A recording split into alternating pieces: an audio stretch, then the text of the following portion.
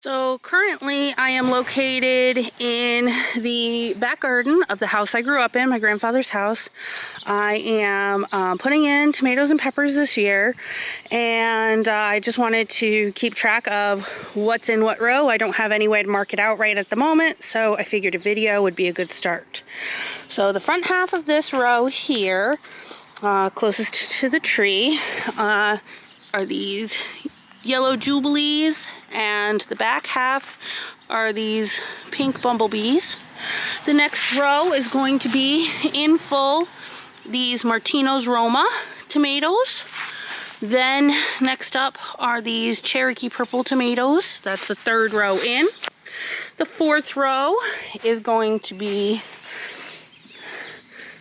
these super sweet hybrids. They're burpee. I think I got them at Walmart. The others have all been, the black ones were Baker Creek, and the other one in the jar, the yellow jubilees, I think were also at Walmart. Next up, I'm really excited to try are these Notapeno peppers, also from Baker Creek. I've heard a lot of great things from Living Traditions. Absolutely love them. They're the ones that really inspired me to get going here. This is an extra flag. I put an extra hole in on accident. I'm probably going to put maybe a sunflower or a marigold here. Just something pretty that I can look at in the garden. Next up here are the Ajvarski, also from Baker Creek here. And then these Cubanelle pimento peppers. Probably, they're either from Walmart or the Dollar Tree. I'm not sure where I got those. I may have even gotten them at a garage sale last summer.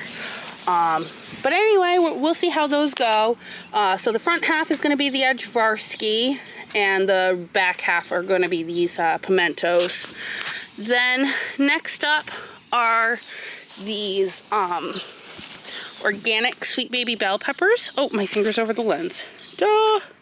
Okay, these sweet baby bell peppers are going to go in the front half of this, and the carnival blend will go in the back half of this row. So this is row number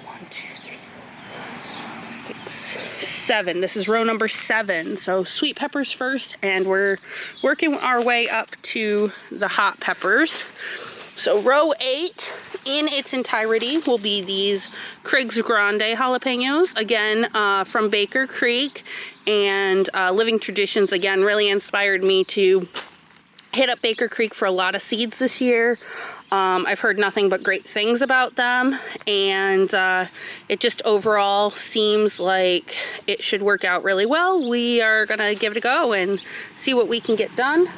The next one is our poblano peppers, and again I'm gonna do a whole row of these. John really loves the spicy peppers, and I made a bunch of salsa last year from spicy peppers, so I'm gonna do it again and get some good salsas going.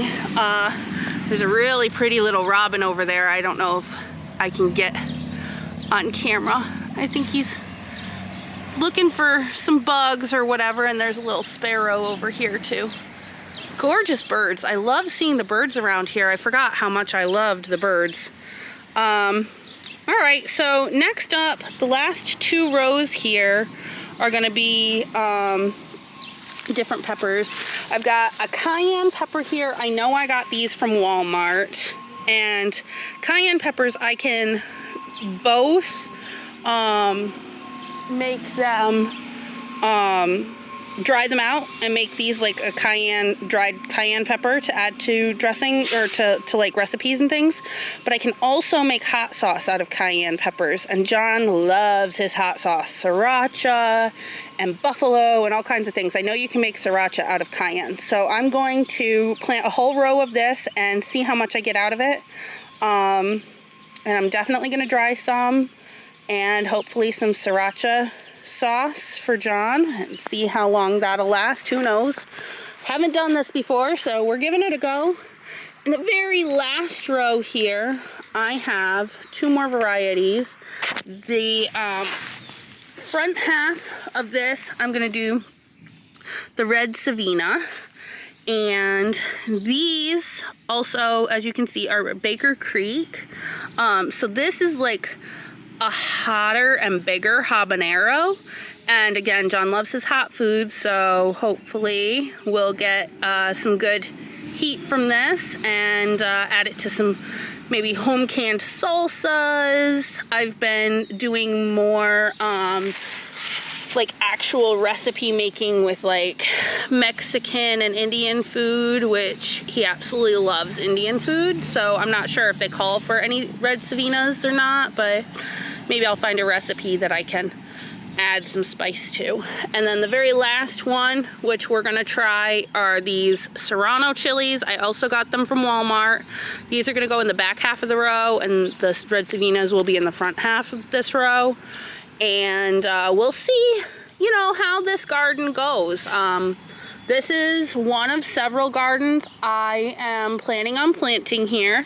This other garden that I have going used to be a flower garden. Excuse the mess. I'm working on just, you know, renovating and getting some stuff picked up. So anyway, this is all planted in. This used to be a big flower garden. As you can see, it's pretty big. These plants are 2 feet apart, according to the directions on the plants themselves and everything I've read online. Watermelons should be planted about 1 every 2 feet. So this half of the garden, I've got 2, 4, and then these front 2 holes on this middle row. These are all small Benny Kadima watermelons, so those should be really good. And those I got from Baker Creek. And then this half of the garden, there's again 2 and then 4, and then the back 2, those are bigger watermelon. I think they're called Charleston Gray, which I also purchased from Baker Creek. So we'll see how these turn out. Last year I planted 3 or 4 watermelons. I never really watered my garden. I forgot to transplant them into like bigger pots, so they were in pretty small pots. They just kind of crept across the yard, and all of a sudden I was harvesting and I went, oh my goodness, there's watermelon there. And let me tell you, they were the size of a kiwi. So, but they were really good last year. So these are a different variety than I planted last year, but that kind of gave me some hope that this year I might actually do well. Hence the reason we are here. So we shall see, you know, how this whole situation goes. I'm really excited, and you know, I'm gonna go ahead and actually probably do some vlogging about you know, just this whole process. I'm very excited to see how it goes, and I, if for nothing else, like to look back on it myself at the end of the season, or maybe a few years down the road, and just see where this project leads me. So there's a lot of work to be done here yet. There's still 3 to 4 more gardens that I want to get put in the next coming weeks here. Running a little late, especially for upstate New York. We have a short growing season, so I've got a lot of work and not a whole lot of time, but I'm gonna get done everything that I can possibly get done. So that said, I guess this is where we'll end the video today, and I'll be back with you when I get done planting here and see what time it is, if I get started on another portion of this project or if I just end the day here. Well, my phone was overheating and so was I, so I got these first 3 rows planted in and watered in, and the next 8 rows over there still need to be done, but I now know exactly you know, what I need to do yet, and I'm just putting a little water on the garden, right through the garden fabric. Now this is a woven plastic ground cover. Everything I do is based on what Living Traditions has done in the past. They are a fantastic channel, and I definitely recommend you check them out. They've given me so many ideas and so much inspiration to just go ahead and not only get started, but follow through. I'm gonna water my watermelon garden next. So I'm walking over there now with the hose. Let's see if it'll reach. I just hooked this hose up yesterday, so not sure if it'll reach or not, but we're gonna make it work. So it doesn't really reach. So what I had to do yesterday was I put it on, oh geez, I'm not even sure what setting I put it on. I think I put it on jet. I'm doing this one-handed. There, I think it was on jet yesterday. Let's see if that works. Put my hand back up here. There we go. Yeah, we're reaching the end of the fabric there. I'm not going to water this in too much because, like I said, I watered it yesterday, but it was a little on the drier side today. I didn't water it before I planted, which, you know, I probably should have, but this should be all right if I go ahead and put the water in now. I'm hoping. This is only my second year ever really doing a garden. So I'm learning as I go. This is very, very new to me. I'm just trial and error, trying things out and seeing what works and what doesn't for me. So I bought, and I can link below, I bought this hose that I'm using on Amazon. The ground cover I bought on eBay, which it was like a store on eBay, so I might be able to link that below. I can link where I got my seeds, Baker Creek, obviously Walmart.